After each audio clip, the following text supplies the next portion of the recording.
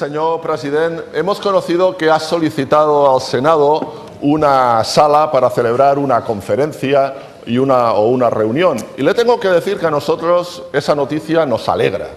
Nos alegra que se acerque a las instituciones españolas, porque, señor Puigdemont, las instituciones españolas son su casa. Y son su casa porque usted es español, aunque no lo sepa. Aunque no lo sepa. El seu problema és que el relat del procés se'ls acaba. Se'ls acaba perquè cada cop tenen menys suport per part de la població catalana, cada cop els catalans són més conscients que el que estem visquent és una situació que no porta enlloc i el que volen, la majoria, el que desitgem, la majoria és que d'una vegada per totes es dediquin a prioritzar allò que de bo interessa a la majoria, que no és precisament el procés.